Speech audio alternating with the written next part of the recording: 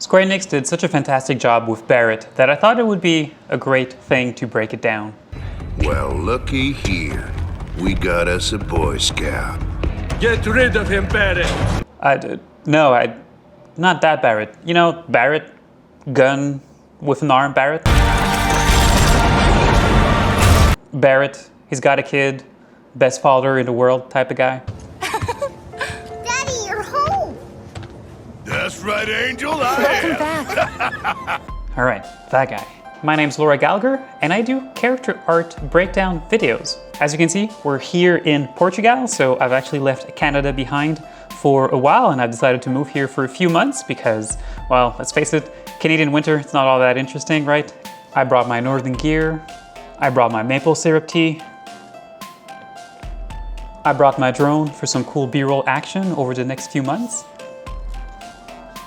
And look at this fine Canadian dining experience that I have found today, just wandering the streets of Lisbon. So do subscribe to the channel, because if I don't make enough money as ad revenues in the next few months, I'm gonna be fucking broke. Please subscribe. Or some of you have actually been wondering if there is somewhere a Help Laura Not Be Broke Patreon page that you can subscribe to help me out. And turns out that there actually is. So you can also subscribe on Patreon for as low as $2 per month if you want to help me out. So it's all about Barret today, but in future I will also make a video about Sephiroth, because a lot of you have been requesting that. I'm waiting.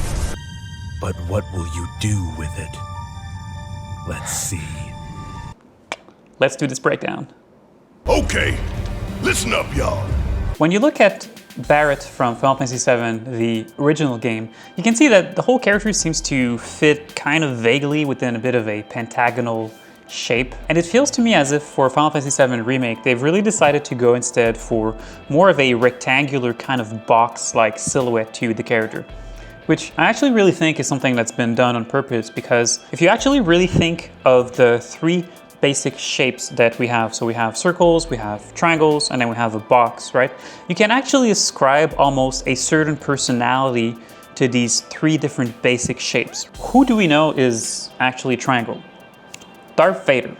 Darth Vader is a huge walk-in triangle with the cape, with the shape of the helmet. And when you think of a triangle, what do you think of? Well, you think of spikes. You think of something that's very sharp, that's very pointy, that's going to hurt your hand if you were to put your hand on it, right? So we kind of have a tendency to associate triangles with things that are more or less evil or anti-heroic in a sort of way. You really hear that? Get help. If you think of circles now, circles are really the complete opposite of triangles. Circles are round, you can't really hurt yourself with a circle. We associate circles, we think of circles, we think of femininity, we think of babies, we think of these huge round eyes, right? So we have a tendency to associate circles with things that are very pleasant, things that are very cozy. Oh, so now it's cute! Oh, come on, donkey, lighten up! Lighten up! So there you have a huge difference between what triangles represent in terms of personality and what circles represent. And for me, the thing about boxes, okay, the thing about squares is that they're actually very stable. They're very stable shapes. If you think of a box, okay, that's sitting on a table, you can't easily topple a box over, right? You have to push on it and really sort of, like, it takes a lot of effort to topple a box. If you have box or rectangles as part of the design language of a character, you are conveying that sense of strength, that sense of stability to the character. And so, of course, you have physical strength. Damn straight I do. But beyond that, you also have, in terms of personality, when you think of boxes, you think of a character which has that stability as part of what he actually represents. And that works well in the case of someone like Barret, because Barret is, of course, the leader of his gang of misfits, of his gang of rebels, and therefore he has to be a stable leader. He has to represent that. He has to represent stability for his team there.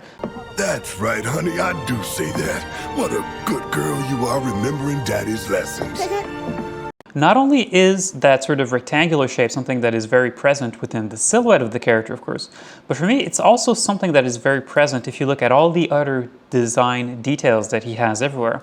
Like everything that he has over his character, whether belt, whether it's the belt here, whether it's these belts there, everything, well, not everything, but certainly a lot of things, they have these 90 degrees to them, right? It's like these belts here, they could have been slanted a little bit to make these look a little bit more naturalistic, but they're not. They're completely straight. They're completely at 90 degrees from the actual thigh rig that he has there. So there's all these 90 degrees everywhere over the character. Look at this pouch here, same thing. It's a rectangle. Everything is at 90 degrees. So that's super cool. Even the magazine here, you can see it's a big rectangle, right? It's a big box. So boxes everywhere, 90-degree corners everywhere. Like even the head, right? It's like you can fit the whole head into a box, right? It's like the head is kind of cut straight across here on the top. The sides of the head, they're all very flat. So you really wind up having that nice box-like appearance that is really appearing there as well. By the way, take a look at how wide this is and how thick this actually is right there, right? So take a look at that. And then take a look at what he has here within his actual ammo pouches that he has everywhere over the character. They're not the same format. You have got to be shitting me. Is he carrying these around for like someone else, you know? Now, truth be told, okay, I've worked in video games. I know why this is the case, okay? Because if you sort of imagine that he had these very thick kind of cartridges within his pouches there, like the pouches would be absolutely huge. They would stick out there. They would, like, it just wouldn't look very good, and it would just make the whole silhouette of the character just extremely wide here. It wouldn't look all that appealing, right? So I get it, okay. Yes, they don't fit. Like it sort of looks like that's a mistake, but it's actually a very deliberate choice that the designers have made it there. Thanks for the assist. There's another thing though that's very curious, and that one I just can't really explain, okay? This is something that I just wasn't able to explain. See these bullets there? You know, we can see there's kind of a bit of a bullet there, okay? Take a look at this. Doesn't this look kind of weird, right? It just looks like that doesn't look like a real bullet, right? That just looks like a piece of plastic or something. And in fact, if we actually look at the textures applied on this bullet, okay? This is the texture that is used. This is the albedo that is used over part of the character. Here's a little bullet that's there, see? You can kind of see it there. It's a kind of little yellow bullet, all right? The next texture next to this is the metalness map. So this is the texture that really separates what pieces of the character are made out of metal. See, the little bullet that's there, it's black, which means that it's set as a non-metal. So these are quite literally plastic bullets. Barret is firing a BB gun. That's starting to explain why my Barret was always taking so long to kill stuff when I was playing Final Fantasy VII Remake.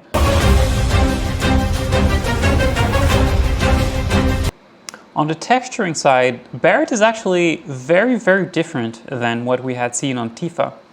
If you remember, on Tifa, we had a liberal use of detail maps everywhere to add some very high frequency, very sharp details everywhere on her clothes. And in the case of Barret, we don't actually have that. There's actually not that many detail maps that have been used in different places. In fact, most of the details that you can see here, most of those high frequency details, they've actually been baked within the base textures. So if we take a look here at the kind of textile that he has there, if we take a look at the pants here, if we take a look at the thigh rig and all the details that are there, all those kind of high frequency details that are there, all of that has actually been baked within the base texture of the character. So let's take a look at the base textures to see that. So take a look at this, right? You can see all the high frequency information of the textile that really has been baked within the base textures of the character. I just find that a little bit curious because you're not getting here the extremely sharp resolution. If you kind of take a look at these details here, right? You're not getting the extremely sharp resolution that we had when we were looking at Tifa, right? And so it's just curious to me that within the same studio and within the same team, they have used such a different approach to texturing these different main characters. The thing about Barret too is that from a texturing standpoint, there's a huge usage of symmetry everywhere. In fact, if I zoom in here, right? If you start to compare the left and right part of the jacket, you can actually see that the textures are actually completely symmetrical. Like this little splotch here is right there. If you take a look, like this little line, this kind of scratch is there too. There's a bit of a triangle here that's starting to get formed from the details. So the whole texture of both the torso and the pants, and certainly the thigh rig and everything there, they've really used a whole lot of symmetry over the character. But so I actually find this to be a little bit curious, because had they decided to use detail maps over Barret, they probably could have had it so that both the left side and the right side of, let's say, the jacket or the pants could have been textured independently.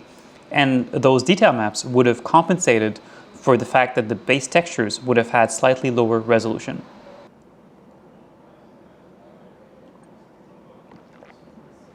By the way, to those who thought that I was actually serious about drinking maple syrup tea, we're not. We're not that crazy. We're not crazy enough to take the time to make tea out of it. We just roll that thing in snow on a stick and just shove that in our mouth directly.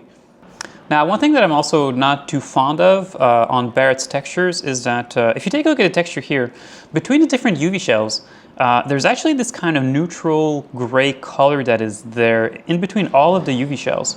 The problem, okay, like with having that kind of gray color there, or should I say having a color between the different UV shells that is very different than the color within the UV shells, is that can create mip-mapping problems. So you're like, mip-maps, what the hell are those? English, motherfucker, do you speak it? Well, okay, let's do a little bit of a thought experiment, right? So you're working on a production and you're working on the character and you're working on Barret and you're like, okay, I'm gonna use a 2K texture for the torso, let's say. So you're creating a texture that is 2048 pixels by 2048 pixels for the torso, right? That's a pretty big texture. But what actually happens most of the time, right, when you actually think about it, is that a character won't be in ultra close-up mode. In fact, most of the time you'll see a character from maybe this distance here. Maybe a character will be even further off in the distance than this here. So is it really useful to use 2048 pixels high as a texture if a character is going to wind up being super tiny on screen? Is that really useful? Let's think of the poor video cards. Barret's torso from this distance is maybe, I don't know, let's imagine that it's 200 pixels tall on the screen, okay? If you think of the screen and you think of the screen's pixels, maybe right now he's 200 pixels tall. We also actually call texture pixels texels. So you are trying to fit 2000 texels within 200 pixels. So how does the video card go about choosing which of those 2000 texels should fit within those 200 pixels, right? Does it just choose randomly? If you're just randomly choosing pixels, you're gonna wind up having a lot of visual noise that will be very, very distracting. So that doesn't work. So what else could you do? Well, you could say, let's say average for each of the screen pixels that we have. You have what is the equivalent of 10 texels. You could take those 10 texels and then you could average them. That's actually very heavy from a computation standpoint. Technically it works, but it's not really ideal. So what we actually do then is that we introduce mipmaps. Mipmaps are essentially a series of copies of a texture that is gradually scaled down by half. And what a video card actually does when it's rendering out a particular object is that it will always select the mipmap that is the closest in terms of size as to how big the object is on screen in terms of screen pixels. And so in a way, because mipmaps are pre-computed, it's kind of the same as what we were talking about, the solution of averaging a bunch of texels so that it fits within one pixel, but in a pre-computed way if you really think about it. Okay, so those are mipmaps. Now, why are mipmaps important in this particular context? That's a big truck.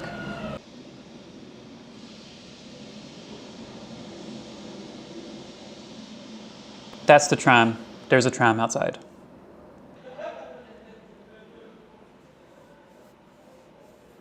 Some people are trying to do YouTube here. Thank you very much. So back to this texture. What's the relationship between what we've just said here and mipmaps? You can see that Marmoset actually gives us an option here to look at the mipmap previews for the different mipmaps that we have. And you can see as I'm actually playing around with this, see what's actually kind of happening? What's happening is that that gray color within the interstice between the UV shells is starting to bleed within the space occupied by the UV shells themselves. And if you take a look at the torso, right? Take a look at the back here of Barret's torso. Can you see that actual gray seam that is right there? Enhanced 34 to 36. That's the bleeding effect that we're getting because of that gray tint in between the UV shells of the torso. So I actually much prefer the way that they have done it on Tifa. If you take a look at Tifa's textures here, see how between all these different UV shells that we actually have the same color that is used within the UV shell. We actually have that within the interstice in between the UV shells. So yeah, it's kind of interesting, right? Like the fact that Barret, Tifa, Cloud, they all have been approached in a very, very different way, it seems, from a texturing perspective. I mean, these things happen in production all of the time. You know, sometimes you'll produce one of these characters earlier on. We have seen Barret in one of the earlier trailers of Final Fantasy VII, so it's possible that they had produced him really quickly at the beginning and they had to cut a few corners, which explains maybe why they haven't used those detail maps. And why maybe from a texturing standpoint, you can see that there's a few things here that could have been improved. It's very possible that that's actually the case, and that's the reason why the data looks the way that it does, and it doesn't look as high quality as what we have on, let's say, someone like Tifa there. These things happen in production all of the time, but you know, it's kind of curious to point it out still. So we all know that Barret has Dogtags, but has anyone actually paid attention to what is actually written on them? Why don't we zoom in here and actually check out what's actually written there? So what does it say?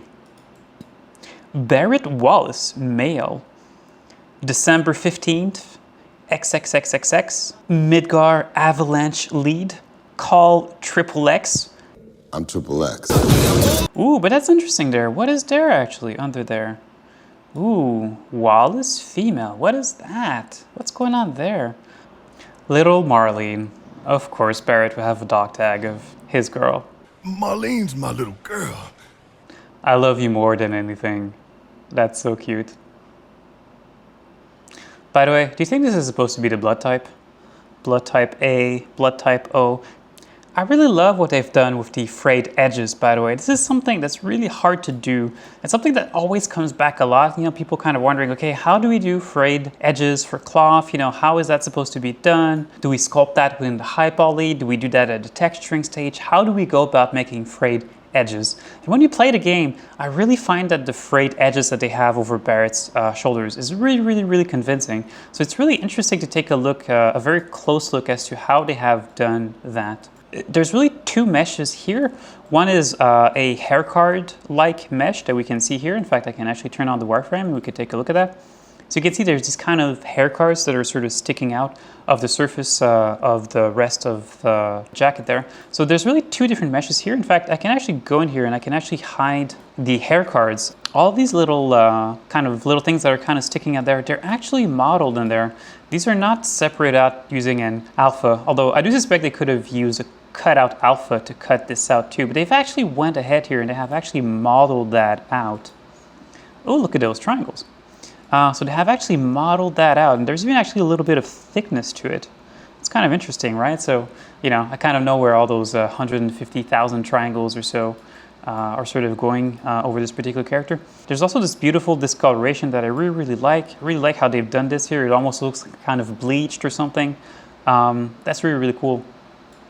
So there's really two parts. There's this, and so they've gone ahead and they've created hair cards for those frayed edges. And they really, you know, if you kind of zoom in, you can really clearly see the separation between those. But see, like even at this distance here, you just can't see that anymore, right? It's like the illusion works so well. Plus, I really love that they have added some of those kind of transverse kind of threads. You know, it's really cool the way that they have done that. And those are hair cards, but they're just hair cards that have been placed at 90 degrees there. So that's super cool. If any of you was actually wondering how to go about doing frayed edges for your garments, this is a super good way to do it. I think it's very convincing, and I love the result. For the low res itself, if we kind of take a look at it, in terms of polygon count, so we are pretty high here. So we are pretty much in the same ballpark. as what we had for Cloud and for Tifa. In fact, there's more triangles here than what we had in Cloud, I believe. So we have 185,000 triangles for Barret. That's a lot of triangles, right? That's used over the character.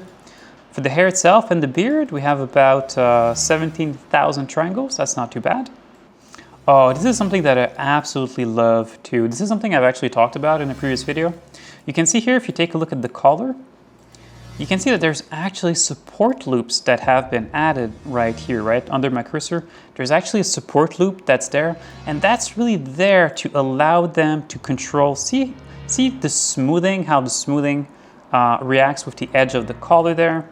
So you're getting this very nice, very kind of round, very well-controlled gradient here. That's super, super nice, super clean, and that's all because of those support edges that they have added there. So I really, really love that. No, I'm good. Real good. Support edges, they're great to really control well the smoothing over a low res, but they're also very expensive. So they've done the thing of using hard edges in other places, right? If we take a look at this here, if we take a look elsewhere over the character, let's say we look at the belt, these sorts of things, you can see that there's a lot more hard edges that have been used.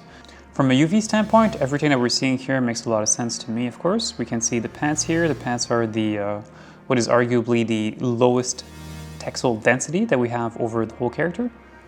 If we compare the size of the squares that we have here, over the torso, we can see that our little squares are becoming a little bit smaller, which means that this zone of the character is a bit more dense in terms of texel density.